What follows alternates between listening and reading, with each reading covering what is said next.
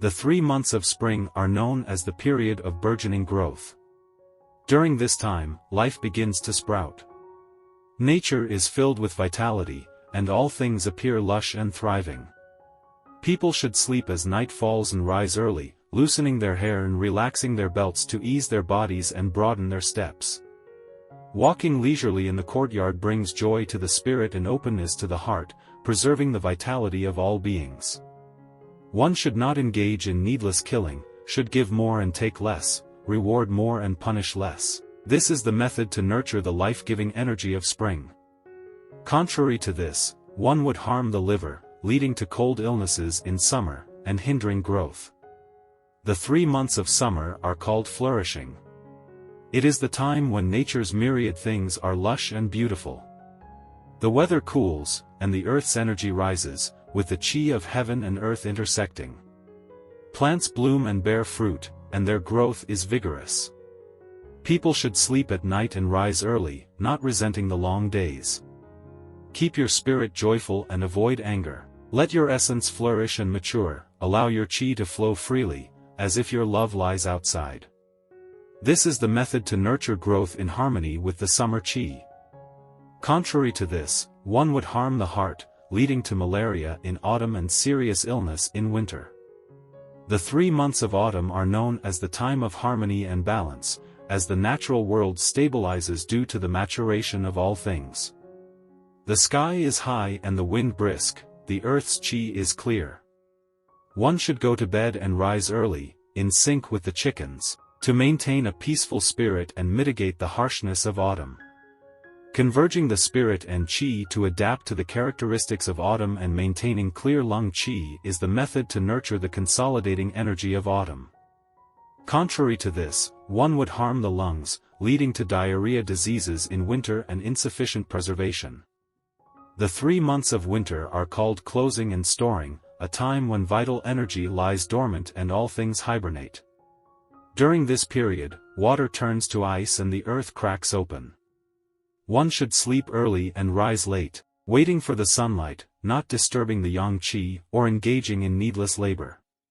Keeping the spirit hidden inside, quiet and tranquil, as if harboring a secret or a cherished possession, avoiding cold and seeking warmth, not allowing the skin to release too much qi, is the method to nurture the storing energy of winter. Contrary to this, one would harm the kidneys, leading to flaccidity diseases in spring and insufficient vitality. The weather, clear and bright, embodies virtue and never ceases its operation. As the heavens do not fully reveal their bright virtue, they always maintain their internal strength without leaking it. When the weather is overcast and gloomy, the sun and moon become dim, evil qi invades the landscape, yang qi becomes obstructed, the earth becomes clouded and unclear, clouds and fog are not refined, and the corresponding dew does not fall. Without the exchange of qi between heaven and earth, the life of all things cannot be prolonged. If life cannot be prolonged, even the tall trees in nature will die. When the harmful climate acts out, with irregular winds and rains, and do not falling as it should, crops and plants do not flourish, and the vitality is stifled, leading to the death of flourishing sprouts. Frequent harmful winds and sudden rains, the loss of harmony in the 4 seasons of heaven and earth, and deviation from the natural way, lead to the premature death of all living things. Only the sage adapts to these natural changes, focusing on the way of nurturing life, thus remaining free from serious diseases. By not deviating from the natural laws of development, the vitality does not exhaust.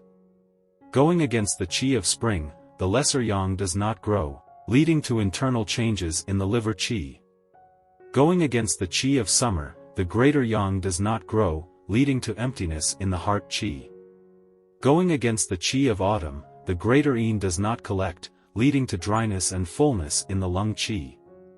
Going against the qi of winter, the lesser yin does not store, leading to the kidney qi not being conserved and resulting in diseases like diarrhea.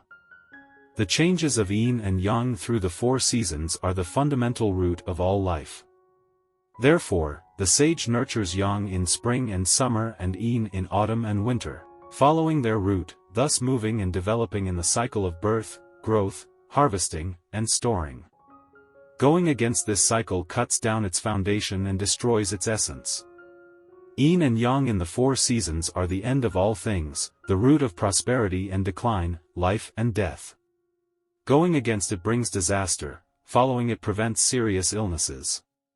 This is considered understanding the way of nurturing life. The sage practices this way, while the foolish often deviate from it. Following the ebb and flow of yin and yang brings life, opposing it brings death. Following it leads to normalcy, opposing it leads to disorder. On the contrary, acting against this natural way will cause the body to resist the natural environment. Therefore, the sage does not wait for diseases to occur before treating them but treats them before they arise. Just as one does not wait for chaos to erupt before managing it, but manages it before it occurs.